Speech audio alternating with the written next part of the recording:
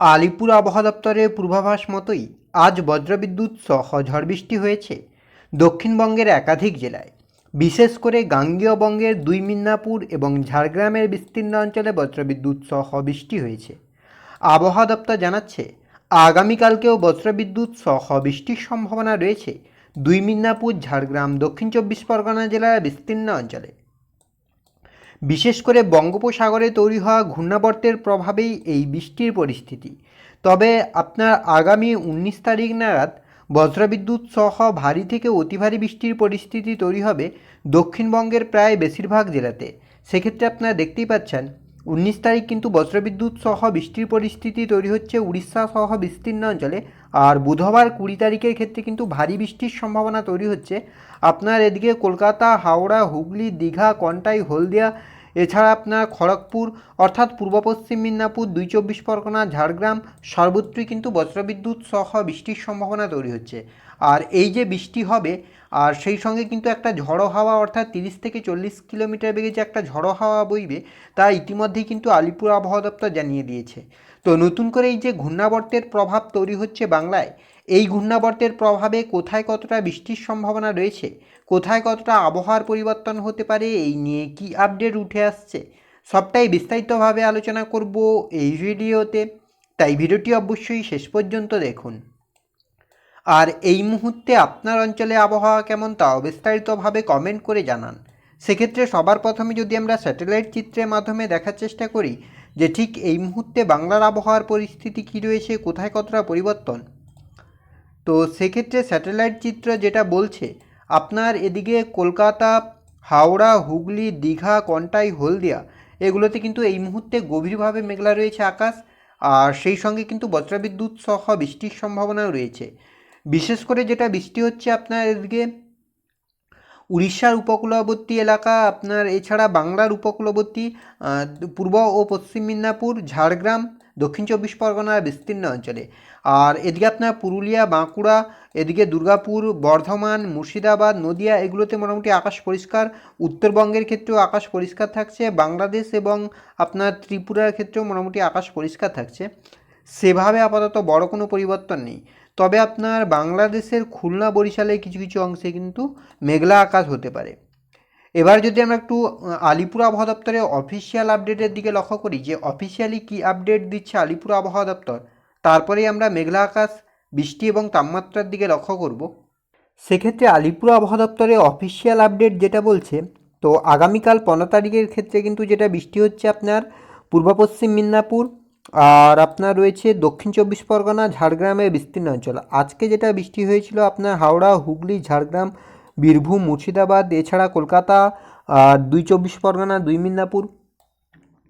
16 তারিখের ক্ষেত্রে যেটা বৃষ্টি হচ্ছে উত্তরবঙ্গের ক্ষেত্রে বৃষ্টি নেই, তবে দক্ষিণবঙ্গের ক্ষেত্রে আপনার দুই মিদনাপুর, ঝাড়গ্রাম, দুই বর্ধমান, বাঁকুড়া, বীরভূম এগুলোতে কিন্তু বজ্রবিদ্যুৎ সহ বৃষ্টির সম্ভাবনা থাকছে। 17 তারিখের ক্ষেত্রে উত্তরবঙ্গে বৃষ্টি নেই, তবে দক্ষিণবঙ্গে বৃষ্টি হচ্ছে দুই মিদনাপুর, ঝাড়গ্রাম, পুরুলিয়া, বাঁকুড়া।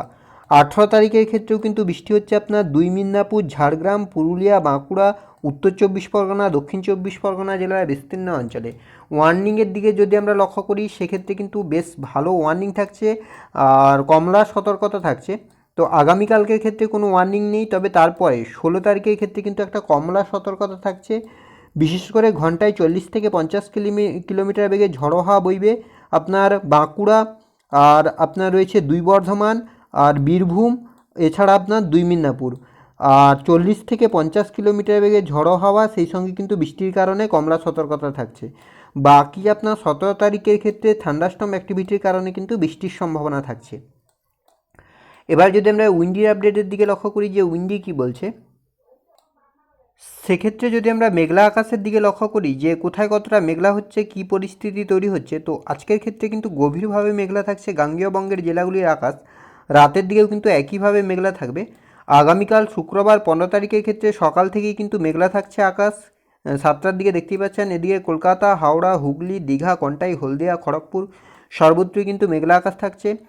সেই সঙ্গে বেলা বাড়ার সঙ্গে সঙ্গে ভারী বৃষ্টির পরিস্থিতি তৈরি হবে বিকেল 4টার দিকে। 4টা 5টা নাগাদ কিন্তু বৃষ্টির সম্ভাবনা বাড়বে আপনার গাঙ্গেয় বঙ্গের জেলাগুলিতে।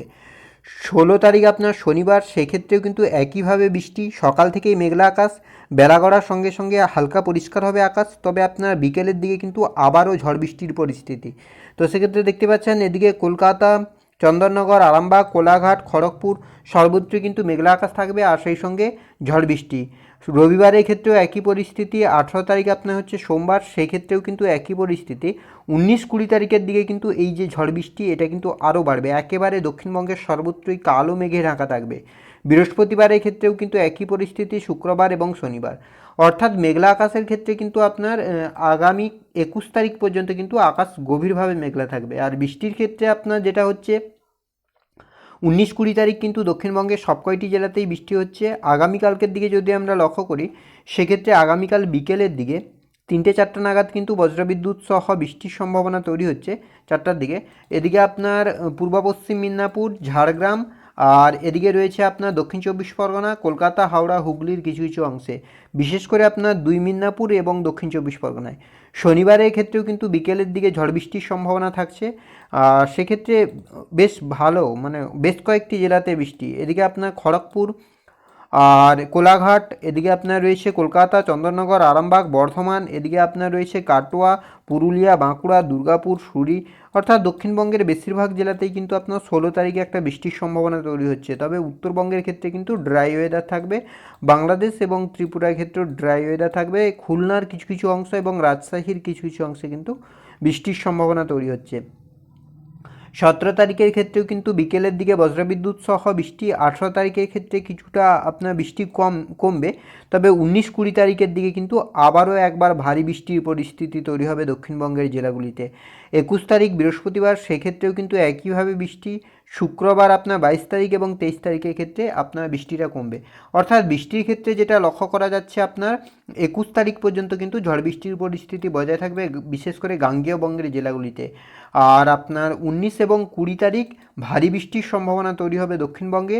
16 তারিখের ক্ষেত্রেও কিন্তু ভালো বৃষ্টির একটা সম্ভাবনা তৈরি হচ্ছে আপনার দক্ষিণবঙ্গের সব কয়টি জেলাতে।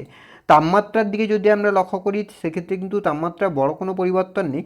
শুক্রবারের ক্ষেত্রে আপনার 22 থাকবে, 32 থাকছে। শনিবার মানে 16 তারিখ, সেক্ষেত্রেও 22 থাকছে, 32 থাকছে। রবিবারের ক্ষেত্রে 21 হচ্ছে, 32 হচ্ছে। সোমবারের ক্ষেত্রে আপনার 23 থাকছে, 32 থাকছে। মঙ্গলবারের ক্ষেত্রে আপনার 22 থাকছে, 33 থাকছে। অর্থাৎ তাপমাত্রার ক্ষেত্রে কিন্তু আগামী কয়েকদিনে বড় কোনো পরিবর্তন নেই, মোটামুটি যেমন আছে তেমনই থাকবে। তো এই ছিল এই মুহূর্তের আবহাওয়ার আপডেট। পরবর্তী আপডেট পাওয়ার জন্য অবশ্যই আমাদের চ্যানেলটিকে সাবস্ক্রাইব করে আমাদের সঙ্গে থাকুন।